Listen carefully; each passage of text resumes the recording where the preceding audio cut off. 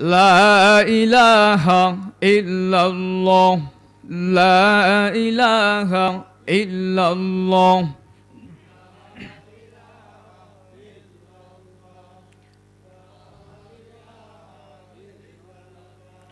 لا إله إلا الله لا إله ফেরাউন বলে আসিয়ারে মুসার কালেমা ছাইরা দে ফেরাউন বলে আসিয়ারে মুসার কালেমা ছাইরা দে রক্ত দিব জীবন দিব রক্ত দিব জীবন দিব মুসার কালেমা ছাড়ব না লা ইলাহা ইল্লাল্লাহ লা ইলাহা ইল্লাল্লাহ লা ইলাহা ইল্লাল্লাহ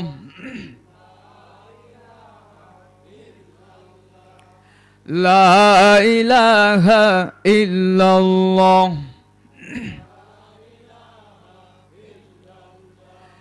লা ইলাহা ইল্লাল্লাহু মুহাম্মাদুর রাসূলুল্লাহ সাল্লাল্লাহু আলাইহি ওয়াসাল্লাম। ঘাটা পশ্চিমপাড়া ভূঁইয়াবাড়ি যুব সমাজের উদ্যোগে প্রথম বার্ষিক ওয়াজ ও দোয়ার মাহফিলের সম্মানিত সভাপতি হযরত মাওলানা আবুল কালাম ও মোহাম্মদ ওয়াহিদুজ্জামান সাহেব,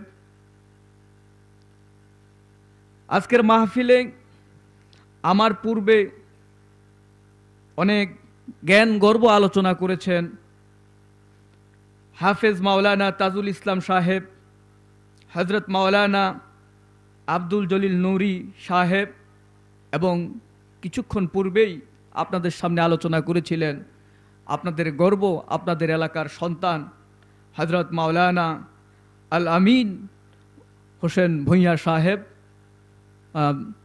অত্যন্ত চমৎকার আলোচনা তিনি করেছেন। মঞ্চে উপস্থিত সম্মানিত ওলামায়ে কেরাম এবং আমার সামনে উপস্থিত দিনদার ইমানদার মুসলিম তাওহীদি জনতা, পর্দার আড়ালের সম্মানিতা আবেদা জাহেদা মা ও বোনেরা, সকলকেই আমার পক্ষ থেকে পুনরায় আবারও সালাম জানাচ্ছি। আসসালামু আলাইকুম ওয়া রাহমাতুল্লাহ। সালামের জবাবটা সন্তোষজনক হয় নাই, মনে হচ্ছে আপনারা খুব ক্ষুধার্ত, কয়দিন ধরে মনে হয় রোজা রাখছেন, এরকম অবস্থা, দুর্ভিক্ষের মধ্যে আছেন এরকম মনে হচ্ছে। তা আপনারা কি কেউ রাগ হয়ে আছেন নাকি? কারো মনে কোনো কষ্ট নাই তো? মাহফিল চলবে ইনশাআল্লাহ। আমাদের আলেম ওলামারা যতক্ষণ পর্যন্ত সময় দিতে পারে, রাজি আছেন না ইনশাআল্লাহ? তাহলে একটু গিটটা দিয়ে বসেন, একটু ভালো করে গিট্টু দিয়ে একটু ভালো করে বসেন, উঠা যাবে না। রাজি আছেন না ইনশাআল্লাহ? আচ্ছা, মাহফিল তো আর সবসময় হয় না। এই তো আপনাদের মাঝে আজকে এই যুব সমাজের ছেলেপেলেরা এত সুন্দর একটা আয়োজন করলো, আমি শুনে খুবই খুশি হয়েছি। মূলত ওদিন আমার সাথে একজন বাউলের সাথে দেখা, তো ছেলেটাকে আমি চিনি, সে বিভিন্ন জায়গায় বাউল গান গায় বিভিন্ন জায়গার মধ্যে। তো এই সময়ে তাদের গানের খুব সিজন ছিল। তো একদিন চায়ের দোকানে, ওদিন এই কয়েকদিন আগে আমি চা খেতে বসলে সেও আসলো। কথার পর্যায়ে বললাম যে কি ব্যাপার, ব্যস্ততা কেমন, আপনাদের গান বাদ্য কেমন চলছে? বলে যে আপনারাই আমাদের মাঠ শেষ করে দিয়েছেন। বলেন না আলহামদুলিল্লাহ? আরো জোরে বলেন না আলহামদুলিল্লাহ? আমি বললাম যে আমরা কিভাবে তোমাদের মাঠ শেষ করলাম? বলে যে আগে যেই সমস্ত জায়গার মধ্যে যুবকরা গানের আয়োজন করত, ওই সব যুবকরা এখন বিভিন্ন জায়গার মধ্যে মাহফিলের আয়োজন করে। তো মাহফিলের আয়োজন করলে আমাদের খাওয়ান কোথায়? বলেন না আলহামদুলিল্লাহ। তা আমাদের যুবকরা তো পরিবর্তন হচ্ছে, ঠিক না ভাই? ঠিক। এই যুবকদেরকে তারা যাতে সম্মুখ পানে এগিয়ে যেতে পারে, তাদের পাশে আমাদেরকে দাঁড়াতে হবে। রাজি আছেন না ইনশাআল্লাহ? আমার ভাইরা, হযরত ওমর ফারুক রাদিয়াল্লাহু তাআলা আনহু, সাহাবীরা যেমনি ভাবে ইসলামের হাল ধরেছিলেন, হযরত আলী তারা যেভাবে করে ইসলামের হাল ধরেছিলেন, আমার ভাইরা, রসুল তো পৃথিবীতে আর আসবে না। আসবে? জোরে বলেন না কেন আসবে? কিন্তু হযরত ওমর আসতে পারে, ঠিক না ভাই? ঠিক। এক একজন হযরত আলী তৈরি হতে পারে। আমরা যদি আমাদের সমাজের যুবকদেরকে একটু গাইডলাইন দেই, বিশেষ করে আমাদের সমাজের যারা আলেম ওলামারা, সমাজের আলেম ওলামা যারা, মসজিদের ইমাম সাহেব যারা আশপাশে থাকে, এই যে যুবকরা এগিয়ে আসলো, এবার তাদেরকে উৎসাহ উদ্দীপনা দিয়ে, তাদেরকে গাইডলাইন দিয়ে, তাদেরকে আরো সম্মুখ পানে এগিয়ে যাওয়ার জন্য সাহস দেন, বাহবা দেন, গাইডলাইন দেন। খোদার কসম করে বলছি, এই যুবকরা এক একটা ওমর তৈরি হবে, এক একটা আলী তৈরি হবে, ঠিক না বেঠে? আমার প্রাণের প্রিয় যুবকেরা, আজকে সারা বাংলাদেশ ব্যাপী এরকম ভাবে যারা গানের আয়োজন করত, আজকে তারা ওয়াজ মাহফিলের আয়োজন করে। সুবহানাল্লাহ। আরো জোরে বলেন না সুবহানাল্লাহ। তো এই জন্য ওই বাউল শিল্পীর কথা শুনে আমি খুব আনন্দ পেয়েছি, আমার মনটা আনন্দে ভরে গেছে। আমি বললাম, তো এই জন্যই বুঝি চা দোকানে এসে বসে এখন চা খাও, তো কদিন পরে চা খাওয়ার টাকাও পাবা না। এখনো সময় আছে, গিয়ে মাদ্রাসায় ভর্তি হও আর আলেম হও, তাহলে যদি আল্লাহ যদি ভাগ্যে কিছু রাখে, ঠিক না ভাই? ঠিক। সুতরাং ওসব ভাউতাবাজি, পালা গান করে, মানুষের কাছে সিটারি বাটপারি করে, মানুষকে আবেগ দেখিয়ে টাকা কামাই করে নিয়ে যাবা, বাংলার মানুষ এখন আর বেহুশ নাই, ঠিক না ভাই? ঠিক। মানুষের হুঁশ ফিরে আসছে, যুবকরা হাল ধরেছে, যুবকরা এবার ইসলামের পথে নেমে আসছে, ইসলামের ছায়াতলে চলে আসছে। আমি খুব ভালো ভবিষ্যৎ দেখছি এই দেশের মধ্যে। এই দেশে আলেমরা রক্ত দিয়েছে, এদেশে ইসলাম প্রিয় তৌহিদি জনতারা রক্ত দিয়েছে। যেই জমিনে ইসলাম প্রিয় তৌহিদি জনতার রক্ত ঝরেছে, সেই জমিন ইসলামের জন্য অবশ্যই অবশ্যই উর্বর হয়ে গেছে, ঠিক না বেঠে? ইনশাআল্লাহ একদিন না একদিন এই দেশের সংসদের মধ্যে কালেমার পতাকা পথ করে উঠবে। সুবহানাল্লাহ। আজ নয় কাল আসবে সেদিন, পারবেন না বলতে? আজ নয় কাল আসবে সেদিন, আজ নয় কাল আসবে সেদিন, উড়বে পতাকা, উড়বে কালেমার, কেটে যাবেই যাবে সকল অন্ধকার। উড়বে পতাকা, উড়বে কালেমার, কেটে যাবেই যাবে সকল অন্ধকার। আকাশে বাতাসে বাজবে সুখের বিন, আকাশে বাতাসে বাজবে সুখের বিন, আজ নয় কাল আসবে সেদিন, আজ নয় কাল আসবে সেদিন। সুবহানাল্লাহ বলেন, আল্লাহু আকবার বলেন। এত কম সাউন্ড কেন? মানুষ তো আলহামদুলিল্লাহ কম নাই, জোরে সরে আওয়াজ দিতে হবে, বলেন আল্লাহু আকবার। আমার ভাইরা, সুতরাং আমাদের ভবিষ্যৎ খুব ভালো। আর যেসব যুবকেরা এই সমস্ত কাজে এগিয়ে আসছে, আমরা এই সমস্ত যুবকদেরকে সাধুবাদ দিব এবং তাদের পাশে থাকব। তারা যাতে সমাজ কল্যাণমূলক কাজ করতে পারে, সমাজের মানুষের সুখে দুঃখে তাদের পাশে দাঁড়াতে পারে, সেই জন্য তাদেরকে অনুপ্রেরণা দেব। একটি ইসলামিক সমাজ যাতে তারা সমাজটার মধ্যে কায়েম করতে পারে, সেই জন্য তাদের পাশে থাকা দরকার, আছে না নাই? তবে এই যুবকরা যদিও এগিয়ে আসছে, মুরব্বীরাও সহযোগিতা করছে, ঠিক না ভাই? ঠিক। যেই কারণে আজকের এই সুন্দর ফলাফল। আলহামদুলিল্লাহ, আপনাদেরকে অনেক অনেক ধন্যবাদ জানাই যে এত সুন্দর একটি মাহফিলের ইন্তজাম, এত সুন্দর একটি মাহফিলের আয়োজন আপনারা করেছেন। যাই হোক, আমি আমার মূল আলোচনার দিকে ফিরে যাচ্ছি। আমি আজকে আপনাদের সামনে যে আলোচনা করেছি, একটি আয়াতে কারিমা থেকে আমি তেলাওয়াত করেছি।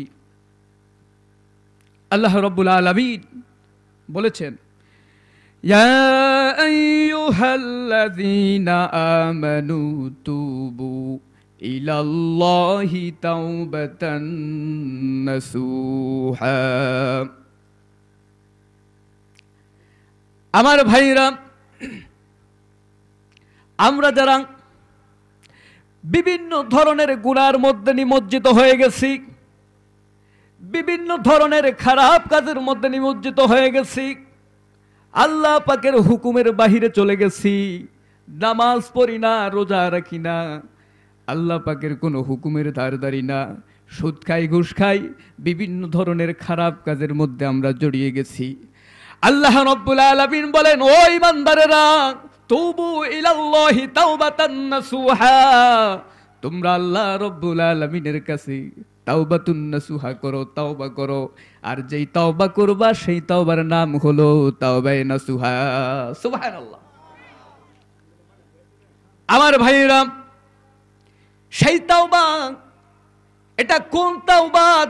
যেই তাওবার কথা আল্লাহ পাক বলতেছেন তাওবাতুন নাসুহা, এটা কোন তাওবা? এটা কোন তাওবা? তাওবাতান মাগফুরাতান লা তুরাদ্দু ইনদাল্লাহ। এটা হলো এমন একটি তাওবা, বান্দা যখন তাওবায়ে নাসুহা করে, আল্লাহ রাব্বুল আলামিন তার জীবনের সমস্ত গুনাহগুলো মাফ করে দেয়। সুবহানাল্লাহ। আল্লাহ রাব্বুল আলামিন তাকে সম্পূর্ণ নিষ্পাপ ঘোষণা করে দেয়। সুবহানাল্লাহ।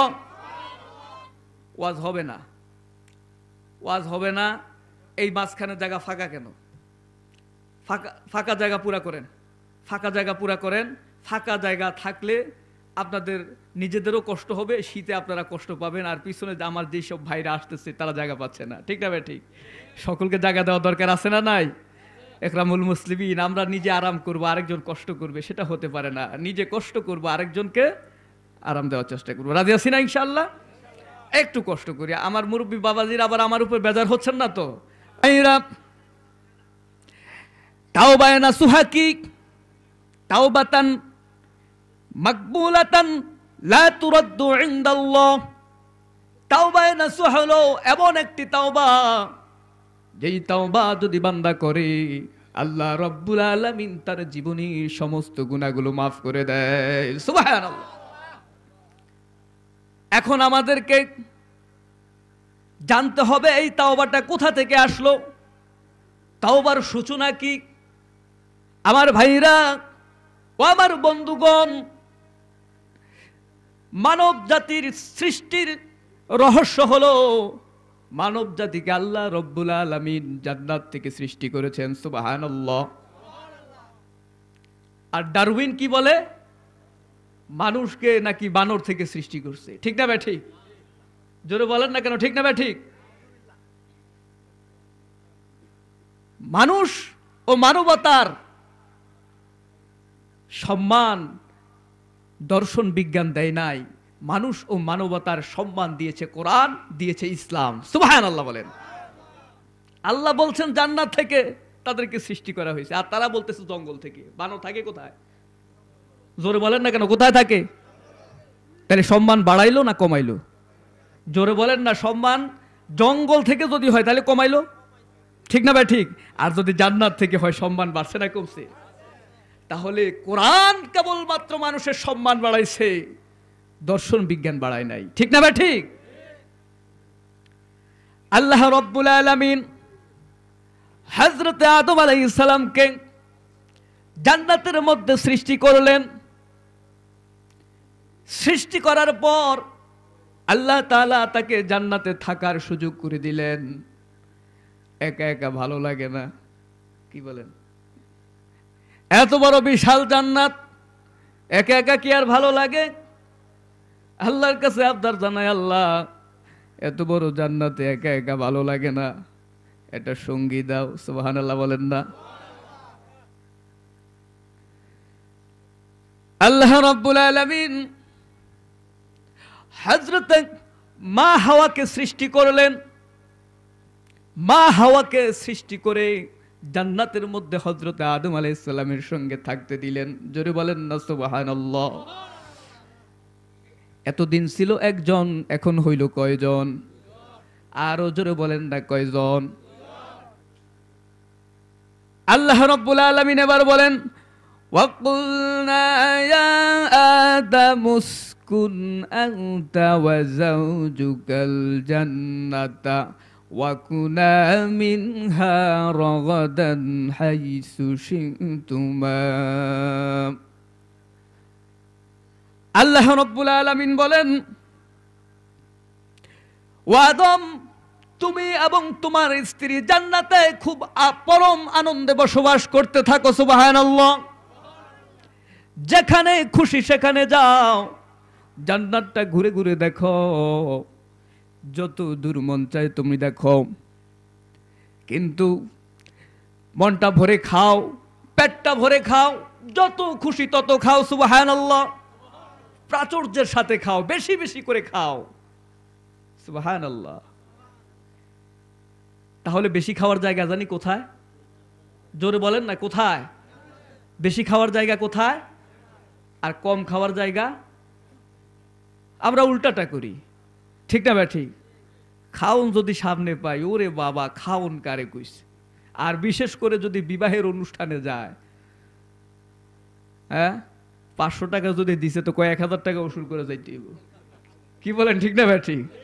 জন্মের খাওয়া খায়, গোস্ত বেটারা দিয়া কুলায় না, কয় অন্য কিছু খাবো না, শুধু গরুর গোস। আর আমার যুবক ভাইরা বিশেষ করে যেই টেবিলে বসে, কি বলেন, ঠিক না ভাই? ঠিক। জন্মের খাওয়া খায়। আবার দেশের কিছু পীর সাহেব আছে, ওনাদের কাছে হাজিয়ার বস্তা যায়। কি বলেন, ঠিক না ভাই? ঠিক। কেউ কোরমা নিয়ে আসে, কেউ আপেল নিয়ে আসে, তরমুজ নিয়ে আসে, এরকম বিভিন্ন ধরনের ফল ফলাদি, গরু ছাগল যায় কি যায় না? জোরে বলেন না কেন, যায় কি যায় না? হাদিয়ার বস্তা যায়। আর পীর সাহেব জনমের খাওয়া খায়। কি বলেন, ঠিক না ভাই? ঠিক। খাইতে খাইতে এক একটা পেটের সাইজ হয়ে গেছে তরমুজের সাইজ। এটা পেট না মোট কি বোঝা যায় না, ঠিক না ভাই? ঠিক। তো জোরে বলেন না, ঠিক না ভাই? ঠিক। আরে ভাই, দুনিয়াতে খাবেন কি? যদি একেবারে সর্বোচ্চ বড় রেস্টুরেন্টে আপনি যান, সেই রেস্টুরেন্টের মধ্যে আপনার সর্বোচ্চ আপনাকে না হয় 160 থেকে 70 পদের 70 আইটেমের খাদ্য দিতে পারে, এর বেশি দিতে পারে না, ঠিক না ভাই? ঠিক। একটা যত বড় রেস্টুরেন্টে আপনি যান না কেন, হল্যান্ডে তারা আলু থেকে 500 আইটেমের খাদ্য তৈরি করে। আমার ভাইরা, যত হাজার আইটেমের খাদ্যই হোক না কেন, স্বাদ তো পাবেন মাত্র 6 প্রকার। স্বাদ কয় প্রকার? জোরে বলেন না, স্বাদ কয় প্রকার? 6 প্রকার। স্বাদ হচ্ছে 6 প্রকার: টক, মিষ্টি, ঝাল, তেতো, ন্যানো, ফানসা। স্বাদ কয় প্রকার? জোরে বলেন, কয় প্রকার? মুখস্থ করেন। টক, মিষ্টি, ঝাল, তেতো, ন্যানো, ফানসা। 7 নম্বরে কোনো টেস্ট নাই, আছে? 7 নম্বরে কোনো স্বাদ আছে? আমার ভাইরা, এবার আপনাকে যদি 1000 আইটেমের খাদ্য দেয়, 1000 আর 2000 না, 10,000 আর 20,000 আইটেমের খাদ্য যদি আপনার সামনে দেয়, স্বাদ কিন্তু ওই 6 প্রকার, ঠিকটা ভাই? ঠিক। 7 নম্বরের কোনো টেস্ট নাই, আছে? কিন্তু বিজ্ঞান গবেষণা করে দেখেছে, আল্লাহ রাব্বুল আলামিন একজন মানুষের জিহ্বার মধ্যে, একটা মানুষের জিহ্বার মধ্যে 10,000 রকমের খাদ্যের স্বাদ গ্রহণ করার টেস্টিং বার্ড তৈরি করে দিয়েছে। সুবহানাল্লাহ। 10,000 রকমের স্বাদ আপনার এই জিহ্বা গ্রহণ করতে পারে। সুবহানাল্লাহ বলেন না? কিন্তু দুনিয়ায় স্বাদ পাইতেছেন কয় প্রকার? জোরে বলেন না, কয় প্রকার? দুনিয়ায় স্বাদ পাচ্ছেন আপনি মাত্র 6 প্রকার, 7 নম্বরের কোনো টেস্ট নাই। তাহলে আল্লাহ রাব্বুল আলামিন আপনার জিহ্বাকে তৈরি করেছেন 10,000 রকমের খাদ্যের স্বাদ গ্রহণ করার মতো। তাহলে বাকিগুলো কোথায়? বাকি স্বাদ আপনি পাবেন আল্লাহর জান্নাতে। সুবহানাল্লাহ বলেন। জান্নাতের মধ্যে যাবেন, যত ইচ্ছে তত খাবেন, যেটা খেতে মন চায় খাবেন, কোনো সমস্যা নাই।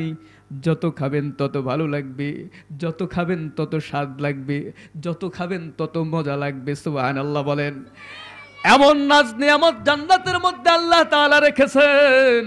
আপনি যখন জান্নাতের মধ্যে খাওয়া দাওয়া শুরু করবেন, আপনি যখন দেখবেন আপনার এমন নাজ নিয়ামত আপনার চোখের সামনে আসবে, দুনিয়ায় থাকাকালীন কোনোদিন আপনার এই 2 চক্ষু তো দেখেই নাই, আপনার অন্তর পর্যন্ত চিন্তা করে নাই। সুবহানাল্লাহ।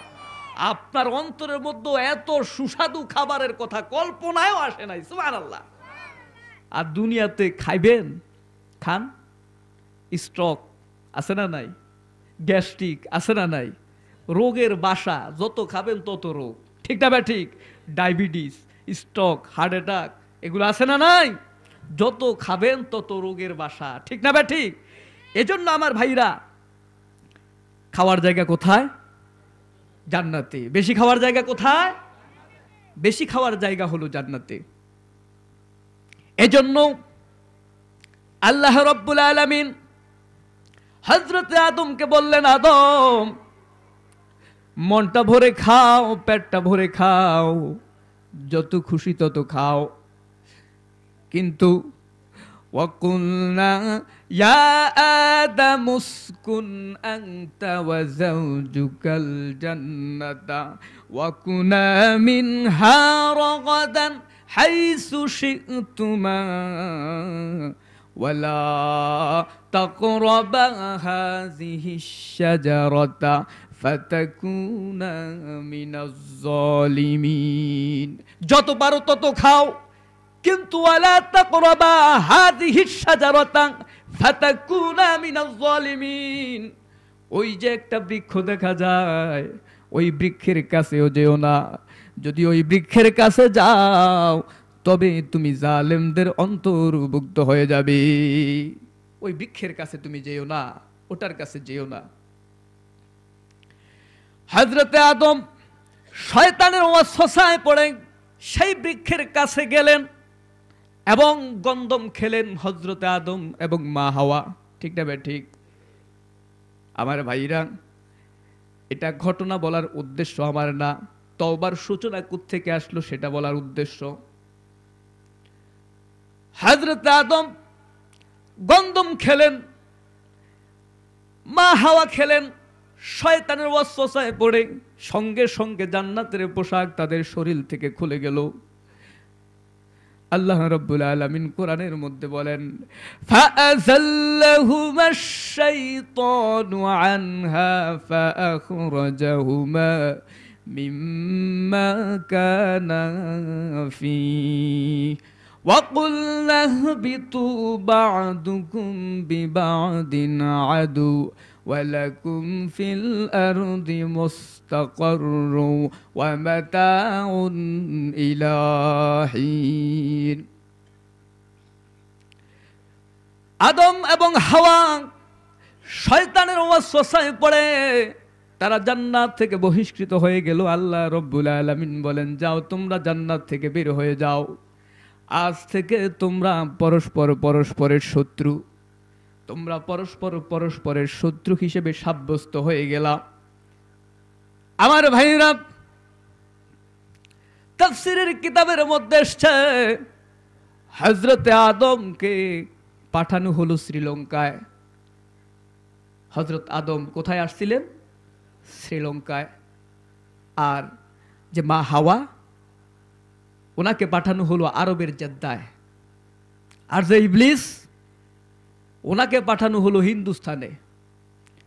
এজন্য হিন্দুদের স্বভাব কিছুটা শয়তানের মতো, ঠিক না ভাই? ঠিক। একটু জোরে বলেন না কেন, ঠিক না ভাই? ঠিক।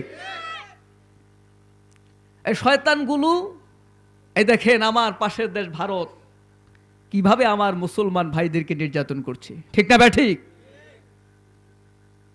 অথচ আমার দেশে হিন্দু আছে, আমরা আমাদের হিন্দুদের নিরাপত্তা দেই, ঠিক না ঠিক? আমাদের মন উদার, আমাদের ইসলাম এটা শিক্ষা দেয় না যে অন্য ধর্মের মানুষের উপর হামলা করা। ইসলাম একটা সুন্দর ধর্ম, এই ধর্মের সৌন্দর্য দেখেই মানুষ অন্য ধর্ম থেকে ইসলাম ধর্মে প্রবেশ করেছে। সুবহানাল্লাহ বলেন। তোমাদের মতো এরকম শয়তানি আমরা করি না। এই শয়তানের এই আসরগুলো এই হিন্দুস্থানে পড়ছে বিদায় এই হিন্দুদের মধ্যে শয়তানের স্বভাব একটু বেশি, ঠিক না ঠিক? দুনিয়ার শয়তানি 12 মাসে 13 পূজা, আছে না নাই? জোরে বলেন না কেন, আছে না নাই? সারা বছরই পূজা। তো যাই হোক, সেদিকে আমি যাচ্ছি না। তাহলে হযরত আদমকে পাঠানো হলো শ্রীলঙ্কায়, আর মা হাওয়াকে আরবের জেদ্দায়, আর শয়তানকে পাঠানো হলো হিন্দুস্তানে। আর যে সাপ ছিল, সাপ একে ইরানের ইস্পাহানে পাঠানো হলো। হযরতে আদম পৃথিবীতে আসলেন সোবেহ সাদেকের সময়। কোন সময়? সোবেহ সাদেকের সময়। একেবারে আলো না, একেবারে অন্ধকারও না, আলো আধারের মাঝামাঝি একটা সময়ে তিনি পাহাড়ের উপরে পা রাখলেন। সুবহানাল্লাহ বলেন। ওই সময়টা খুবই মায়াবী একটা পরিবেশ। জান্নাতের মধ্যে সব সময় এইরকম পরিবেশ থাকবে। হযরতে আদম এত সুন্দর পরিবেশ দেখে সঙ্গে সঙ্গে 2 রাকাত নামাজ আদায় করে নিলেন। সুবহানাল্লাহ। হযরতে আদম যেই 2 রাকাত নামাজ আদায় করলেন, কিয়ামত পর্যন্ত আল্লাহ রাব্বুল আলামিন সেই নামাজকে আমাদের জন্য ফরজ করে দিলেন। আমরা ফজরের নামাজে যেই 2 রাকাত নামাজ আদায় করি, সুবহানাল্লাহ বলেন না? কোথেকে আসছে চিন্তা করছেন? এবার হযরতে আদম তওবা করা শুরু করলেন, আল্লাহ রাব্বুল আলামিনের দরবারে কান্নাকাটি করা শুরু করলেন। সে কি তওবা, সে কি কান্নাকাটি! আমার বাইরা, খতিবে তাস্তালিনের মতে হযরতে আদম আলাইহিস সালাম 350 বছর কাঁদলেন, কোন মতে 450 বছর কাঁদলেন, কোন মতে 600 বছর কাঁদলেন। শত শত বছর পর্যন্ত হযরতে আদম চোখের পানিতে বুকটা ভাসালেন, তওবা কবুল হয় না। অতঃপর হযরতে আদমের একটা কথা মনে পড়ে গেল। জান্নাতের মধ্যে একবার তিনি যখন সেজদারত অবস্থায় ছিলেন, দুনিয়ার সময় আসরের পর থেকে মাগরিবের সময় পর্যন্ত এতটুকু সময় তিনি সেজদায় ছিলেন, সেজদারত অবস্থায় ছিলেন জান্নাতের মধ্যে। অতঃপর আল্লাহ রাব্বুল আলামিন যখন তাকে বললেন, ও আদম তোমার মাথা উঠাও, হযরতে আদম মাথা উঠালেন। মাথা উঠানোর পরে হযরতে আদম ওই আরশে আজিমের দিকে তাকায়া দেখেন একটা নাম দেখা যায়। সুবহানাল্লাহ বলেন না? আমি দেখব ওই নামটা শোনার পর কত জোরে সুবহানাল্লাহ বলতে পারেন। হযরতে আদম মাথাটাকে উত্তোলন করে একটা নাম তিনি দেখতে পেলেন। তিনি যেই নামটা দেখলেন তা হলো মুহাম্মাদুর রাসূলুল্লাহ সাল্লাল্লাহু আলাইহি ওয়াসাল্লাম। আমার ভাইরা, হযরতে আদমের প্রশ্ন, কি গো প্রভু, তোমার নামের সাথে এই নামটা কার? এই নামটা কার গো? এত মহাব্বত কইরা তোমার নামের সাথে রাখলাম। আমার জানার বড় শখ জাগে, এই লোকটাকে যে তুমি এত মহাব্বত করে তোমার নামের সঙ্গে তার নামটা রেখে দিলাম। আল্লাহ রাব্বুল আলামিন বলেন, আদম তিনি হলেন আমার বন্ধু, আমার খলিল। সুবহানাল্লাহ বলেন। তিনি আমার বন্ধু, তিনি আমার হাবিব, আমার প্রিয় বন্ধু। তোমার বংশ থেকে যে আসবে সর্বশেষ পয়গম্বর হিসেবে যাকে আমি দুনিয়ায় পাঠাবো। সুবহানাল্লাহ। হযরতে আদমের সেই কথা মনে পড়ে গেল।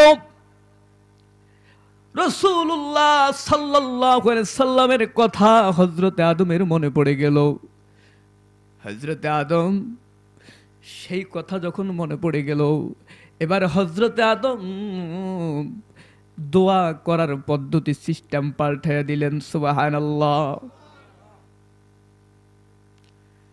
আমার ভাইরা, এবার হযরতে আদম আল্লাহ রাব্বুল আলামিনের কাছে দোয়া করলেন, ওগো প্রভু, আল্লাহুম্মা ইন্না নাতাওয়াসসালু ইলাইকা বিওয়াসিলাতি মুহাম্মদ সাল্লাল্লাহু আলাইহি ওয়াসাল্লাম। সুবহানাল্লাহ।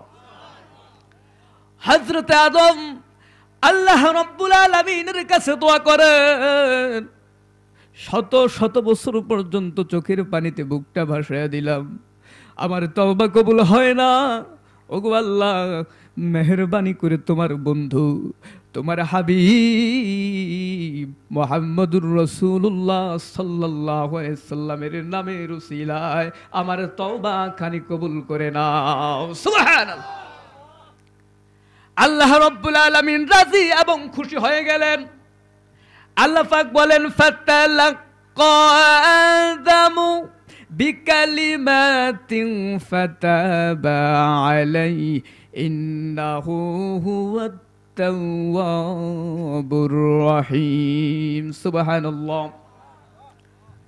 সাথে সাথে তওবা কবুলের জন্য আল্লাহ রাব্বুল আলামিন হযরতে আদমের কলবের মধ্যে কিছু কথা ঢেলে দিলেন। জোরে বলেন সুবহানাল্লাহ। সেই কথাগুলো কি? কোরআনের অপর আয়াতের মধ্যে এসেছে। সেই কথাগুলো হলো, রব্বানা যালামনা আনফুসানা ওয়া ইল্লাম তাগফির লানা ওয়া তারহামনা লানাকুনান্না মিনাল খাসিরিন। সুবহানাল্লাহ। সবাই আমার সাথে বলেন, রব্বানা যালামনা আনফুসানা ওয়া ইল্লাম তাগফির লানা ওয়া তারহামনা লানাকুনান্না মিনাল খাসিরিন। হযরতে আদম বলেন, ওগো প্রভু, আমি এবং হাওয়া নিজেদের উপর জুলুম করেছি। আল্লাহ, তুমি যদি মাফ না করো গো আল্লাহ, আমাদের কোনো উপায় নাই। আল্লাহ, তুমি যদি মাফ না করো, আমরা ক্ষতিগ্রস্তদের কাতারে শামিল হয়ে যাব। আল্লাহ রাব্বুল আলামিন রাজি এবং খুশি হয়ে গেলেন, তওবা কবুল করে নিলেন। হযরতে আদমকে ডেকে বলেন, আদম, তোমার তওবা কবুল করে নিলাম। কবুল করতে চাই নাই, কিন্তু এমন একজন লোকের নাম নিলা যাকে সৃষ্টি না করলে আমি কোনো কিছু সৃষ্টি করতাম না। আমার হাবিব, আমার বন্ধুর নাম নিলা। আমার হাবিব, আমার বন্ধুর নামের উসিলায় আমি তোমার তওবা কবুল করে নিলাম। শুধু তওবা কবুল করলাম তা নয়, আজ থেকে আমি তওবার দরজা কিয়ামত পর্যন্ত খুলে দিলাম। জোরে কোন সুবহানাল্লাহ। আর তোমার একটা মর্যাদা আমি বৃদ্ধি করে দেই, তওবা করলে আল্লাহ রাব্বুল আলামিন মর্যাদা বৃদ্ধি করে দেন। জোরে বলেন সুবহানাল্লাহ। এটা আল্লাহ পাকের ওয়াদা। আল্লাহ পাক বলেন, আজ থেকে তুমি আব্দুল্লাহ আদমকে আমি নবিয়ুল্লাহ বানায়া দিলাম। সুবহানাল্লাহ। এটা তোমার মর্যাদা, আমি তোমার মর্যাদা বৃদ্ধি করে দিলাম। সুবহানাল্লাহ। আমার ভাইরা, হতাশ হওয়ার কোনো কারণ নাই, আছে নাকি? হতাশ হওয়ার কোনো কারণ নাই। আল্লাহর রাসূল সাল্লাল্লাহু আলাইহি সাল্লাম বলেছেন, তোমার গুনাহ যদি জমে জমে জমিন থেকে আকাশের মেঘমালা পর্যন্ত পৌঁছে যায়, অতঃপর তুমি যদি আল্লাহর কাছে তওবা করে যদি খাঁটি দিলে তওবা করতে পারো, আমার আল্লাহ রাব্বুল আলামিন তোমাকে নিষ্পাপ ঘোষণা করে দিবে। সুবহানাল্লাহ। কিন্তু সেই তওবাটা হতে হবে তাওবায়ে নাসুহা। ঠিক না? ঠিক। ইয়া আইয়ুহাল্লাযীনা আমানু তুবু ইলাল্লাহি তাওবাতান নাসুহা।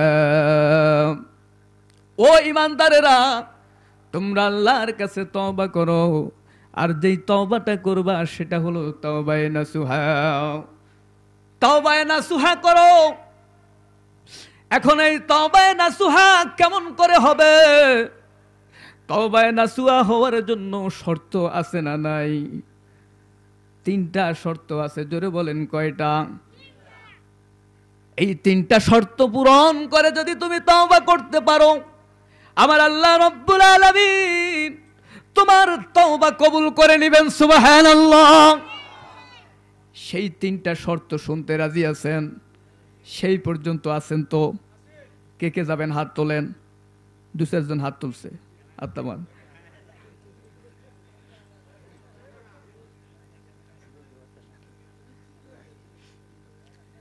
আমি জানি যারা হাত তুলছে তারা মুনাজাতের পরে আমার সাথে মুসাফা না করে যাবে না। ঠিক না ব্যাঠি? এটা ভুলে উঠছে। তো মাঝে মধ্যে আমি একটু 2-4টা এরকম সারি ঝুরি সারি, দেখি আপনাদের হুশ আছে কিনা। আছে তো নাকি? হুশ আছে তো? মনোযোগ দিয়ে শুনতেছেন তো ইনশাল্লাহ? বেশিক্ষণ বলবো না ইনশাল্লাহ। আমার পরে হুজুর আছে, উনি আবার আলোচনা করবে। যতটুকু সম্ভব ইনশাল্লাহ গুছিয়ে নেওয়ার চেষ্টা করতেছে। এই 3টা, কটা? 3টা। তওবা কবুল হওয়ার জন্য শর্ত হলো 3টা। 1 নম্বরে হলো নাদামাত, অনুশোচনা। অনুশোচনা যদি না থাকে তওবা কবুল হবে না। হবে? জোরে বলেন না হবে? আমার ভাইরা, আমার দেশে মানুষ তওবা করে। শবে বরাত যখন আসে মসজিদের মধ্যে ঢুকে, বল্টু মিয়া, বল্টু নামে কেউ থাকলে আবার রাগ করেন না কিন্তু, আমি একটা উদাহরণ দিচ্ছি। ঠিক না ভাই? ঠিক। মসজিদে ঢুকলো, মাগরিবের নামাজ পড়ে মসজিদে। সবার আগে 5 ওয়াক্ত নামাজ যারা পড়ে এদের সাইড নাই। ঠিক না ভাই? ঠিক। সবার আগে মসজিদে টুপি টাপি মাথায় দিয়া হযরত সবার আগে মুয়াজ্জিন সাহেবের দাঁড়ানোর জায়গা দাঁড়ায় গেছে। মুয়াজ্জিন সাহেবকে, ভাই আমার জায়গাটা দিয়ে অন্তত। দূর মেয়ে, আপনাকে টাইম আছে নাকি? ঠিক না ভাই? ঠিক। পারে না যে ইমাম সাহেবকে পিছনে ফেলে এই দাঁড়ায় যায়। মসজিদে ঢুকলো, ইমাম সাহেব কই? ইমাম সাহেব কই? এত দেরি করে কেন? ইবাদত কি খালি আমগো লাগে নাকি? হুজুরে কই? কি বলেন, আসে না? তাই আইসি, কিন্তু আজকে আর আসে নাই। ঠিক না ভাই? ঠিক। জোরে বলেন না কেন? ঠিক না ভাই? ঠিক। আর কিন্তু আসে নাই, আজকেই আসছে। ইমাম সাহেব কই? হ্যাঁ, হুজুরের কামটা কি করে নাকি হুজুরে? হ্যাঁ, আমরা মসজিদে এসে দাঁড়ায় রয়েছি, আর হুজুরে খালি বাইরে বাইরে ঘুরে চা খায়, এই করে সেই করে। হুজুর গো দোষ ধরে, আছে না নাই? নিজের দোষের অভাব নাই, খালি হুজুরের দোষ ধরে। হুজুর যদি বেকা হয়ে আটে, কয় হুজুর আপনি বেকা হয়ে আটলেন কেন? আপনি হুজুর মানুষ না? আপনি সোজা হয়ে আটবেন। সোজা হয়ে আটলে কয় হুজুর আপনি সোজা হয়ে আটলেন কেন? আপনি হুজুর মানুষ, মাথা নিজের দিকে দিয়া গুজা হয়ে আটবেন। ঠিক না ভাই? ঠিক। হুজুরের দোষ আছে না নাই? হুজুরের দোষ ধরেন না। হুজুরকে ভালোবাসেন, মসজিদের ইমাম সাহেবকে ভালোবাসেন, আপনার কপাল খুলে যাবে। ঠিক না ভাই? ঠিক। তারা হলো রাসূলুল্লাহ সাল্লাল্লাহু আলাইহি ওয়াসাল্লাম বলেন, আমার পর তোমরা যদি কাউকে সম্মান করতে চাও, ইজ্জত যদি তোমরা দিতে চাও, তাহলে উলামাদেরকে দাও। সুবহানাল্লাহ। আল উলামা ওয়ারাসাতুল আম্বিয়া, তারাই হলো আমার যোগ্য ওয়ারিস। সুবহানাল্লাহ বলেন। উলামারা কার ওয়ারিস? নবীর ওয়ারিস। এদের সাথে বেয়াদবি করবেন না, এদেরকে ভালোবাসবেন। রাজি আছেন না ইনশাআল্লাহ? খালি হুজুরের দোষ ধরে। তো এখন এই লোক মসজিদে আসছে, এসে তো কতক্ষণ মুয়াজ্জিনের ভুল ধরে, কতক্ষণ ইমাম সাহেবের ভুল ধরে। ইমাম সাহেব আর মুয়াজ্জিনের অধীন অবস্থা খুব খারাপ, লাকানি সুবানি খাওয়ায় ফেলায়। আছে না তাই? মাগরিব থেকে নিয়ে এশা পর্যন্ত মসজিদ থেকে আর বাইর হয় না, আর বসে বসে সমালোচনা করে, দেখছেন ইমাম সাহেব নামাজ পড়ে বাইরে হয়ে গেছে, আমি মসজিদে। তো যাই হোক, এইভাবে এশা পর্যন্ত হলো। এশা থেকে নিয়ে এই যে নামাজ কালাম তওবা তফসি করা শুরু করছে, একেবারে ফজর পর্যন্ত মসজিদ থেকে আর বের হয় না। ফজরের নামাজ পড়ে এবার বল্টু মিয়া মসজিদ থেকে আসছে, এসে বাড়িতে এক ঘুমে জোহর গেল, আসর গেল, মাগরিব গেল, একদিকে এশার নামাজের আজান হয়, আর বল্টু মিয়া আপনাদের এই যে আশপাশে কি বাজার আছে, এটা কি বাজার কয় এটা রে? শিয়াল ধরা। এখানে কি শিয়াল টিয়াল ধরছে নাকি? হ্যাঁ, শায়ল ধরা না? আচ্ছা, একদিকে এশার নামাজের আজান হয়, আর এই বল্টু মিয়া শায়ল ধরা বাজারে গিয়া চিপা চাপা তালাশ করে কোনখানে গিয়া তাস খেলা যাবে। কি বলে, ঠিক না ভাই? ঠিক। গতকালকে খুব তওবা করছে, ইমাম সাহেবের ভুল ধরছে, ঠিক না ভাই? ঠিক। মুয়াজ্জিনের ভুল ধরছে, 5 ওয়াক্ত নামাজের মুসল্লিদেরকে সাইড দেয় না। আজকে জোহর নাই, আসর নাই, মাগরিব নাই, এশার আজান হয়, আর বল্টু কই যায়? তাস খেলা আর জুয়া খেলার জন্য, অথবা গাঞ্জা টানার জন্য চিপা চাপা তালাশ করে। আছে না নাই? নাদামাত, অনুশোচনা নাই, ঠিক না ভাই? ঠিক। তুমি যে তওবা করছো, এই তওবার মধ্যে অনুশোচনা হয় নাই। অনুশোচনা যদি না হয় তওবা হবে না, ঠিক না ভাই? ঠিক। আরো জোরে বলুন, ঠিক না ভাই? ঠিক। অনুশোচনা হলো কি হলো না, এটা বুঝবেন কিভাবে? ইমামে ফখরুদ্দিন রাজি তার কিতাবের মধ্যে লিখেছে, অনুশোচনা হলো কি হলো না তা বোঝার জন্য সিস্টেম আছে। সিস্টেমটা শুনবেন। ফখরুদ্দিন রাজি বলে, শুকনো কাঠের মধ্যে যদি আগুন ধরায় দেওয়া হয়, আগুন ধরায় দেওয়ার পরে যেই ধোঁয়া বের হবে, ধোঁয়া দেখলে বোঝা যাবে কাঠের মধ্যে আগুন ধরেছে, ঠিক না ভাই? ঠিক। ঠিক তেমনি ভাবে ইমানদার ব্যক্তি যখন তওবা করবে, ইমানদার ব্যক্তি যখন তওবা করবে, নিজের গুনার জন্য যখন তওবা করবে, যখন তার মধ্যে অনুশোচনা আসবে, গুনাহের কারণে তার কলবের মধ্যে জ্বালা পোড়া শুরু হয়ে যাবে, তার ভেতরে গুনাহগুলোকে জ্বালায়া দিবে, আর সেই কারণে তার চোখ বেবে টপ টপ করে পানিগুলো জমিনে পড়তে থাকবে। সুবহানাল্লাহ। টপ টপ করে পানিগুলো জমিনে পড়তে থাকবে, ইমানদার আল্লাহর কাছে কাঁদতে থাকবে। এটা হলো তোমার অনুশোচনা হলো কি হলো না তার প্রমাণ। সুবহানাল্লাহ। আমার ভাইরা, এমনি ভাবে অনুশোচনা আল্লাহর দরবারে করা লাগবে। আমার বন্ধুগণ, অনুশোচনা কিভাবে করবেন আপনাদেরকে শিখাইয়া দেই। আমার আল্লাহ রব্বুল আলামিন আমাদেরকে কত নিয়ামত দিয়েছে, ঠিক না ভাই? ঠিক। আগে আল্লাহর কাছে বলেন, আল্লাহ ও প্রভু, এমন কোন নাজ নিয়ামত নাই যা তুমি দাও নাই, না চাইতেই তুমি দিয়েছ। এই যে 2টা হাত আমাদেরকে দিলা, ওগো প্রভু, আমার চাইতে কত সুন্দর সুন্দর মানুষের হাত নাই, লোকটাকে দেখতে ভালো দেখা যায় না, কিন্তু আমাকে তুমি হাত দিয়েছ। এই হাত তুমি দিয়া যদি হাতের মধ্যে যদি জোড়াগুলো না দিতা, এইভাবে করে যদি হাত যদি লাড়াচাড়া করতে না পারতাম, হাত যদি দিয়া আল্লাহ যদি এইভাবে সোজা বানাইয়া দিত, কোনো জোড়া টোড়া যদি আল্লাহ না দিত, ভাত কি আমরা খেতে পারতাম? একজন সামনে বসতো, একজন পিছনে এমনি বসতো, বৈশা তারপরে এমনি ভাত লইতো, আর হ্যাঁ এরে খাওয়াইতো, এরে খাওয়াইতো, ভাত গিয়া নাকে মুখে চোখে, ঠিক না ভাই? ঠিক। সুবহানাল্লাহ বলেন না। আমার আল্লাহ রব্বুল আলামিন কত বড় দয়ার সাগর, আমার কত সুন্দর করে হাড়টা বানাইয়া দিছে, আঙ্গুলগুলোকে কত সুন্দর লাড়াচাড়া করা যায়, ভাতগুলোকে এভাবে ধরে সুন্দর করে খেতে পারি, ঠিক না ভাই? ঠিক। আলাম নাজআল লাহু আইনাইনি ওয়া লিসানাও ওয়া শাফাতাইন। সুবহানাল্লাহ। আল্লাহ রাব্বুল আলামিন বলেন, ও বান্দা,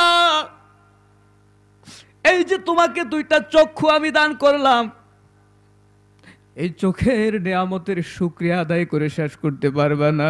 সুবহানাল্লাহ বলেন না। কলবটাকে নরম করে দেন বাবা, দিলটাকে নরম করে দেন। আল্লাহ রব্বুল আলামিন আমাদেরকে কত সুন্দর করে বানাইছে। এই দুইটা চক্ষু যদি আমার আল্লাহ তাআলা কপালের মধ্যে দিত, আমার যুবক ভাইরা যখন ক্রিকেট খেলতে যেত, বল এসে ডাইরেক্ট চোখের মধ্যে, ঠিক না ঠিক? কপালে বল পড়ে না?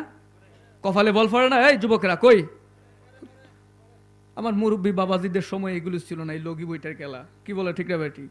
এটা আমার যুবক ভাইরা আবার খুব ভালো করে বুঝে। আমার মুরব্বী বাবাজিরা কই এটি লগি বইটা, ঠিক না ঠিক? ক্রিকেট খেলতে যখন যাবা, বল কোথায় পড়বে? কপালে যখন পড়বে, চোখ একেবারে মামলেট হয়ে যাবে, ঠিক না ঠিক? ফুটবল খেলতে যাবা কিংবা কোনো কাজ করতে গিয়ে অসাবধানতা বশত দেওয়ালের সাথে বাড়ি খাইলে কপালে আগে লাগে, ঠিক না ঠিক? তোমার চোখ দুইটা একেবারে ফুটে মামলেট হয়ে যাবে। আল্লাহ রব্বুল আলামিনের সৃষ্টি কত সুন্দর, উপরে একটা হাড্ডি আর নিচে একটা হাড্ডি আছে না নাই? দুইটা হাড্ডির মাঝখানে ভেতরে আল্লাহ তাআলা তোমার চক্ষু দান করছে। আল্লাহু আকবার, আল্লাহু আকবার। মাঝখানে এবং সেন্টারের চক্ষুটা আল্লাহ রব্বুল আলামিন দান করলো। বল এসে যদি পড়ে, এখানে পড়বে, এখানে পড়বে, আঘাত পাইলে এখানে পাইবা, এখানে পাইবা, চোখের মধ্যে পড়বে না। সুবহানাল্লাহ। চক্ষুটা এমন সেন্টারে আল্লাহ তাআলা রাখছে, সুবহানাল্লাহ বলেন না। এমন সেন্টারে আল্লাহ তাআলা রেখেছে। এরপর যদি এই চোখের মধ্যে যদি পোকা পড়ে, বিষাক্ত পোকা চোখের মধ্যে পড়তে পারে, ঠিক না ঠিক? যদি সেভ করার জন্য চোখের পাশে এরকম এগুলো আছে না, চুল আছে না? সুবহানাল্লাহ বলেন। তারপরেও যদি চোখের মধ্যে পড়ে যায়, তোমার চোখের মধ্যে আল্লাহ তাআলা চোখের পানি দিয়ে দিছে, আছে না নাই? এমন ধরনের পানি, এটা হলো মেডিসিন। দেখবেন চোখের মধ্যে কোনো কিছু পড়ার সঙ্গে সঙ্গে চোখে পানি এসে যায়, আসে না? চোখে পানি এসে যায়, এটা হলো মেডিসিন। এই বিষাক্ত পোকার যে ভয়ঙ্কর ভাইরাস, এই মেডিসিনটা আস্তে আস্তে দূর করে দেয়, তোমার চোখের ব্যথাগুলো আস্তে আস্তে কমে আসে। সুবহানাল্লাহ। নতুবা তুমি বিষের ব্যথা ছটপট করতা, তোমার চোখ নষ্ট হয়ে যেত। সুবহানাল্লাহ। আল্লাহকে বলবেন আল্লাহ, সবাই বলেন আল্লাহ। আল্লাহকে ডাকতে ইচ্ছা করে না? সবাই বলেন আল্লাহ। আল্লাহকে বলবেন আল্লাহ, তুমি যদি এত সুন্দর করে না বানাইতা, যদি একটা চক্ষু না দিতা লোকে আমাকে অন্ধ বলতো, যদি দুটা হাত না দিতা লোকে আমাকে ল্যাংড়া লুলা বলতো। আল্লাহ তুমি এত সুন্দর করে বানাইছ, এত নিয়ামত তুমি দিয়েছ, এই সব নিয়ামত আমি দৈনন্দিন ভোগ করতেছি, আর শুধু তোমার নাফরমানি করতেছি। আল্লাহ, আমার মতো নাফরমান রে তোমার রিজিক দেওয়া উচিত হয় না। আল্লাহ, আমি একজন নাফরমান। আল্লাহ, আমার গুনার জন্য আমি অনুতপ্ত, মেহেরবানি করে আল্লাহ তুমি আমাকে মাফ করে দাও। সুবহানাল্লাহ। এটা হলো নাদামাত, অনুশোচনা। এই অনুশোচনা করার সিস্টেম কিভাবে, পদ্ধতি কি, সাহাবায়ে কেরাম আমাদেরকে শিখিয়ে গেছেন। একটা হাদিস শুনুন, হযরত আলী রাদিয়াল্লাহু তাআলা থেকে বর্ণিত। তিনি বলেন, লাম্মা আখান নবী সাল্লাল্লাহু আলাইহি ওয়াসাল্লাম বাইনাল আনসার ওয়াল মুহাজিরিন আকা বাইনা সাঈদ ইবনে আব্দুর রহমান ওয়া সাহালাবাতুল আনসারী রাদিয়াল্লাহু তাআলা। আল্লাহর রাসূল বলেন, হযরত আবু বকর সিদ্দিক রাদিয়াল্লাহু তাআলা থেকে বর্ণিত, তিনি বলেন, আল্লাহর হাবিব সাল্লাল্লাহু আলাইহি সাল্লাম মদিনায় আনসারী এবং মুহাজির সাহাবীদের মধ্যে ভ্রাতৃত্ব বন্ধন করে দিলেন। তাদের মধ্যে সাঈদ ইবনে আব্দুর রহমান এবং সালাবাতুল আনসারী রাদিয়াল্লাহু তাআলা তাদেরকে ভ্রাতৃত্ব বন্ধনে আবদ্ধ করলেন। ভ্রাতৃত্ব বন্ধনে আবদ্ধ করে দেওয়ার পর রাসূলুল্লাহ সাল্লাল্লাহু আলাইহি সাল্লাম, তাবুক যুদ্ধের ডাক এসে গেছে। মদিনা থেকে অনেক দূরে হলো তাবুক প্রান্তর, প্রায় 750 কিলোমিটার দূরে। রাসূল আকরাম সাল্লাল্লাহু আলাইহি সাল্লাম তাবুক যুদ্ধের ডাক এসে গেলে সেই যুদ্ধে রাসূল প্রায় 30,000 সাহাবীদেরকে নিয়ে সেই যুদ্ধে অংশগ্রহণ করার জন্য যান। যদিও সেই যুদ্ধটা পরবর্তীতে আর করা লাগে নাই। সুবহানাল্লাহ বলবেন না?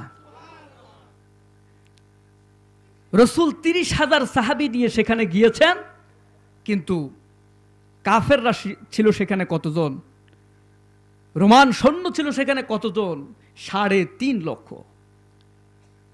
অথচ এই 3.5 লক্ষ সৈন্য নিয়ে এই রোমানরা সেখান থেকে পালায়ন করলো 30,000-এর বিরুদ্ধে।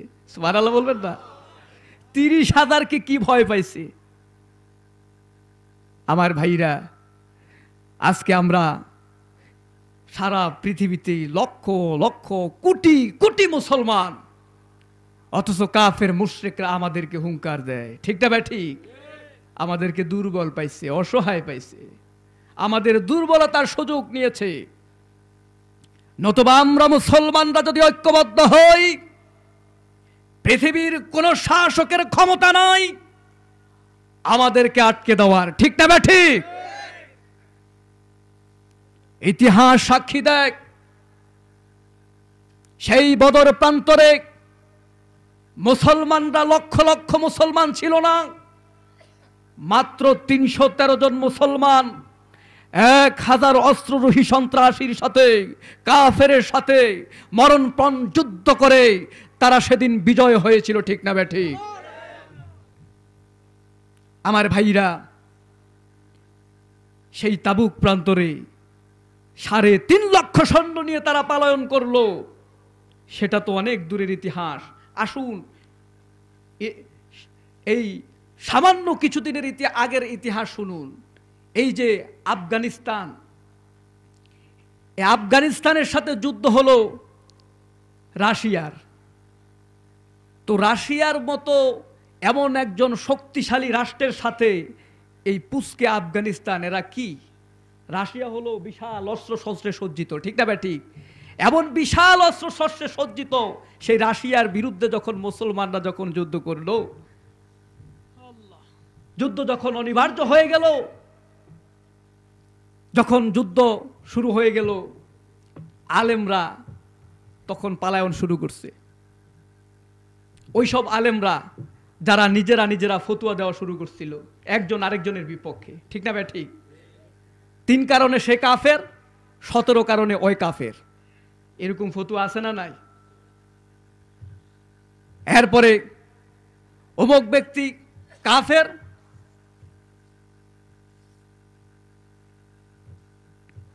অমুক ব্যক্তি কাফের, অমুক ব্যক্তি বেঈমান, এইভাবে করে আলেমদের মধ্যে বিভাজন সৃষ্টি হয়। হয় কি হয় না? ওই সব আলেমরা জঙ্গলের মধ্যে একত্রিত হয়েছে। হওয়ার পর এবার সবাই সবার সাথে বুক মিলায়। ঘটনাটা হচ্ছে এরকম,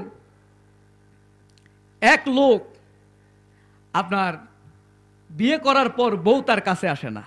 বউ কি আসে না? জোরে বলেন না, কি আসে না? কাছে আসে না। এজন্য বহু হুজুরের কাছে তাবিজ আনছে, কোনো তাবিজে কাজ হয় না। শেষ পর্যন্ত এক মাজার থেকে গিয়ে পানি পড়া আনছে, আনার পর বউকে খাওয়াইছে। খাওয়ানোর পর স্বামী স্ত্রী দুজন ঘুমাইছে। গভীর রজনীতে বউ স্বামীর গলা জড়িয়ে ধরছে। গলা জড়িয়ে ধরার পর এবার স্বামী বেচারা বলে যে এবার মাজারের পানি পড়ায় খুব কাজ হয়েছে। বউ কয়, তোমার মাজারের পানি পড়া, ঘরের ভিতর চোর ঢুকছে এই ভয়তে আমি তোমার গলা জড়িয়ে ধরছি। ঠিক না ভাই? ঠিক। এখন স্বামী বেচারা কয়, চোর, তোকে অনেক অনেক ধন্যবাদ। বহু পানি পড়া খাওয়াইছি, বহু হুজুরের পিছনে দৌড়াইছি, কেউ আমার বউকে আমার কাছে আইনা দিতে পারে নাই। তুই আজকে রাত্রে আমার ঘরে ঢুইকা আমার প্রিয়তমাকে আমার বুকে এনে দিয়েছিস, তোকে অনেক অনেক ধন্যবাদ। আমার কাছ থেকে বকশিস নিয়ে যাইস, পারলে প্রতি রাইতে আসিস। ঠিকঠাক বেটি? আমার ভাইরা,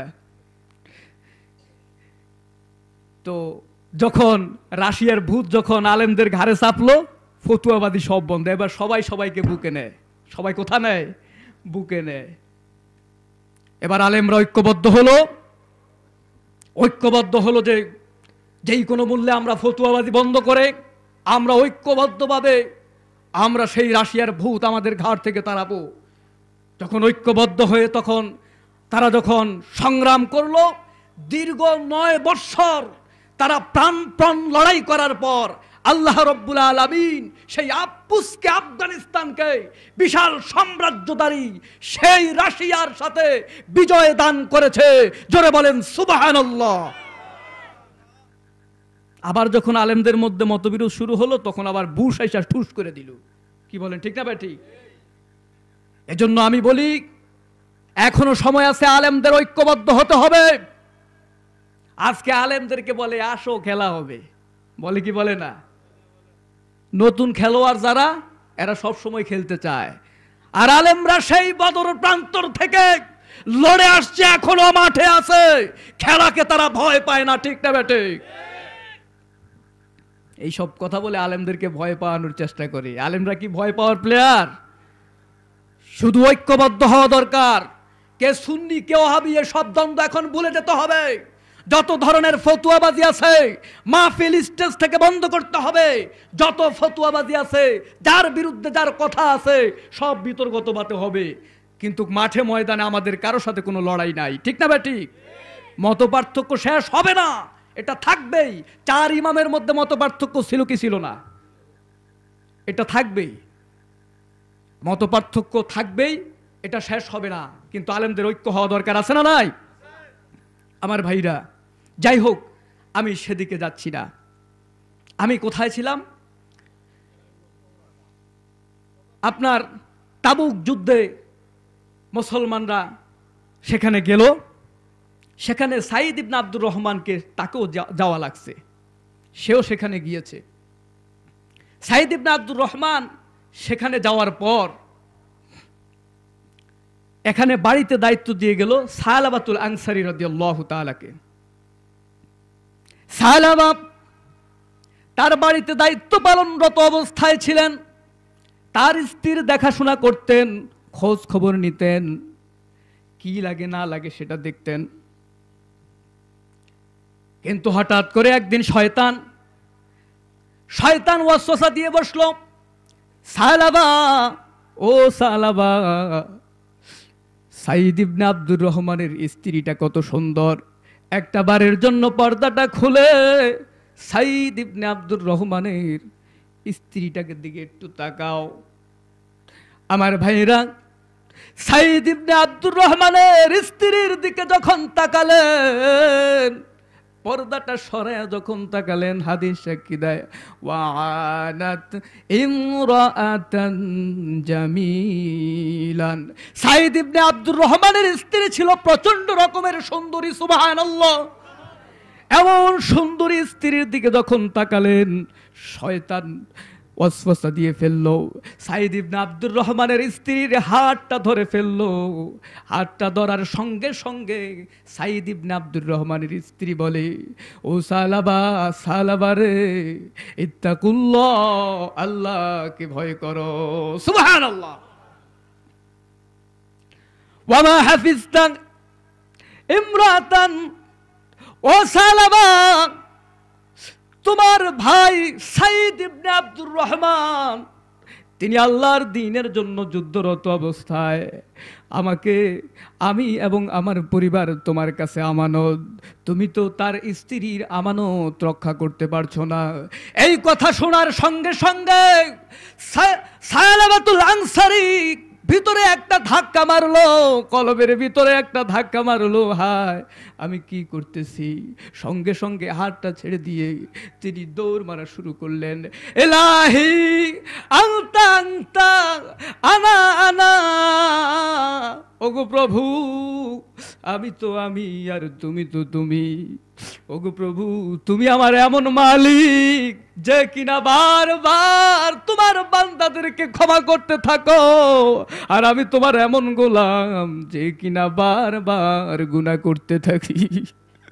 ওগো প্রভু তুমি আমাকে মাফ করে দাও। ঘরের মধ্যে গেলেন, নিজের মেয়ের কাছে গেলেন, তার বিবি ছিল না। মেয়ে খেমসানাকে ডেকে বলে, ও খেমসানা ঘর থেকে শিকল নাও, আবার হাত পা গুলো একজন কয়েদির মতো বেঁধে ফেলো। মেয়ে ডাক দিয়ে বলে, বাবা কি হলো তোমার, কেন এমন কথা বলছো? বলে, প্রশ্ন করো না মা, জবাব দিতে পারবো না, আমার হাত পা বেঁধে ফেলো। আমার ভাইরা, ওয়াজ কিভাবে করব, সময় তো নাই। হুজুরও চলে আসছে, ওনাকে তো এখানে স্টেজে বসিয়ে রেখে তো কষ্ট দেওয়া যায় না। আরো 5 মিনিট সময় দিছে। আচ্ছা, হুজুরের কষ্ট হচ্ছে, আমি হুজুরকে কষ্ট দিব না। আমার ভাইরা, সায়লাবা মেয়েকে ডাক দিয়ে বলে, মা হাত পা গুলো বেঁধে ফেলো কয়েদির মতো। এমন সময় দ্বীনের নবী দ্বীনের বিজয় নিয়ে সেখান থেকে ফিরে আসলেন। যেহেতু যুদ্ধের প্রয়োজন হয় নাই, সাহাবারা সবাই ফিরে আসলেন।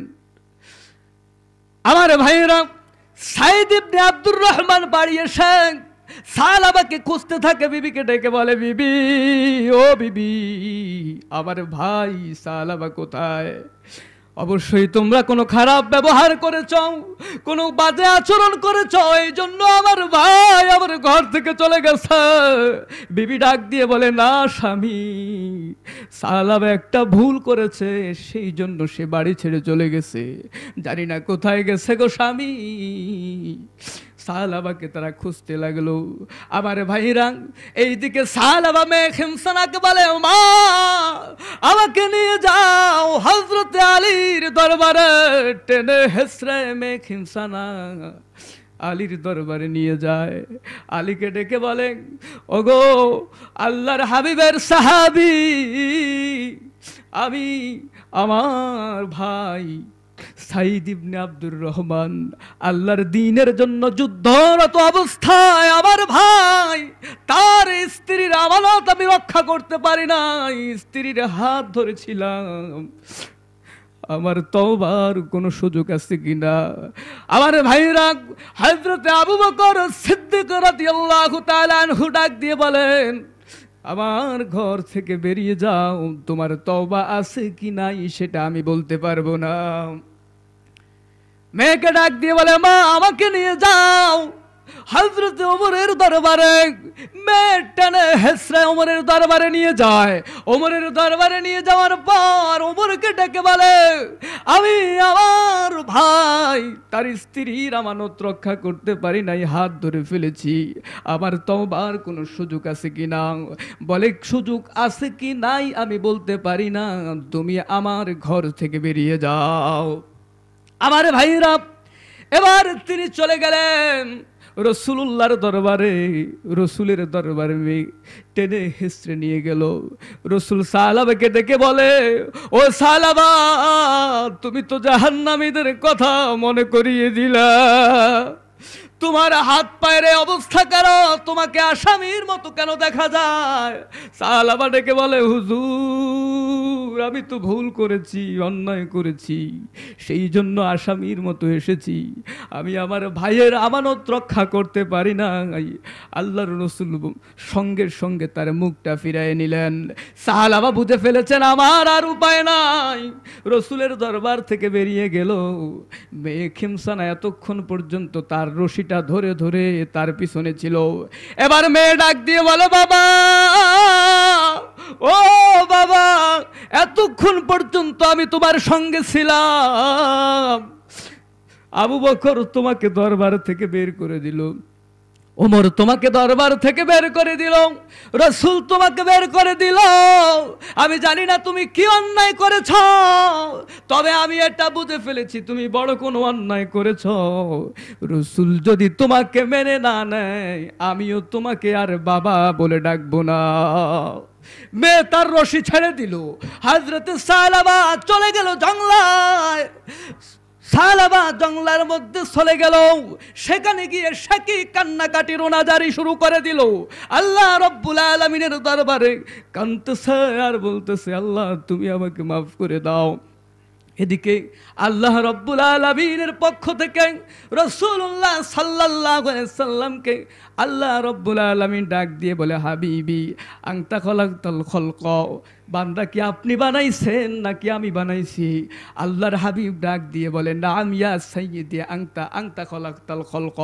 ওগো প্রভু, বান্দা আপনি বানাইছেন, আপনি সৃষ্টিকর্তা, আপনি পালনকর্তা। জোরে বলেন সুবহানাল্লাহ। আল্লাহ রাব্বুল আলামিন ডাক দিয়ে বলে, হাবিব বাশির আবদি কদ গফারতু লাহু। ও হাবিব, আপনি এই মুহূর্তে সালাবাকে আমার পক্ষ থেকে সুসংবাদ জানাইয়া দেন, আমি আল্লাহ রাব্বুল আলামিন সালাবার জিন্দেগীর সমস্ত গুনাহগুলো মাফ করে আমি সালাবাকে নিষ্পাপ ঘোষণা করে দিলাম। সুবহানাল্লাহ। আমার ভাইয়েরা, সালাবাকে নিষ্পাপ ঘোষণা করে দিলেন কে? আল্লাহর রাসূল সাহাবীদেরকে বললেন, যাও সালাবাকে নিয়ে আসো। আমার ভাইরা, সংক্ষেপে বলছি, সালাবাকে সেখান থেকে নিয়ে আসা হলো। রসুল নিয়ে আসলেন। রাসূলুল্লাহ সাল্লাল্লাহু আলাইহি সাল্লাম এশার নামাজ পড়াইতেছিলেন। এশার নামাজের মধ্যে আল্লাহর হাবিব পড়লেন, আল্লাহাকুমুত তাকাসুর। এই শব্দটা যখন পড়লেন, হযরতে সালাবা এশার নামাজের পিছনে দাঁড়ানো ছিল, সঙ্গে সঙ্গে বিকট শব্দে একটা আওয়াজ হলো। সমস্ত সাহাবীরা আশ্চর্য হয়ে গেল, কি হলো, কি হলো, কেন এমন বিকট শব্দে আওয়াজ হলো? সকলে তারপরও নামাজের দিকে স্থির করলেন। এরপর আল্লাহর রাসূল যখন বলেন, আল্লাহকুমুত তাকাসুর হাত্তা যুরতুমুল মাকাবির, যখন হাত্তা যুরতুমুল মাকাবির বললেন, আবার একটা বিকট শব্দে আওয়াজ হলো। সালাবা জমিনে পড়ে গেল। জমিনে পড়ে গিয়ে ছটপট করতে করতে হযরতে সালাবা ইন্তেকাল করলো। আমার ভাইরা, সাহাবীরা নামাজ শেষ করে মাথায় পানি দেয়, কি হলো? না তার হুঁশ নাই, তার জ্ঞান নাই, এই দুনিয়ার জমিনে সালাবা আর নাই। আমার ভাইরা, আল্লাহর রাসূল সাল্লাল্লাহু আলাইহি সাল্লাম হযরতে সালাবার জানাজার নামাজ পড়াতে গেলেন। ব্যতিক্রম কিছু দেখলেন। হযরতে ওমর ফারুক রাদিয়াল্লাহু তাআলা আনহু বলেন, ব্যতিক্রম কিছু লক্ষ্য করা গেল। আল্লাহর হাবিব তার পাগুলোকে জমিনে রাখে নাই, পায়ের আঙ্গুলের উপর ভর করে করে আল্লাহর হাবিব হযরতে সালাবার জানাজায় গিয়েছিলেন। আল্লাহর হাবিবকে প্রশ্ন করা হলো, কি গো রাসূল, কি গো হাবিব, ওগো আল্লাহর রাসূল, কেন গো এরকম পরিস্থিতি কেন হলো? আপনি তো কোনো সময় এইভাবে যান না। জানাজার নামাজে যখন আপনি গিয়েছিলেন, আপনার আঙ্গুলগুলোর উপর ভর করে করে গিয়েছিলেন, কারণটা কি?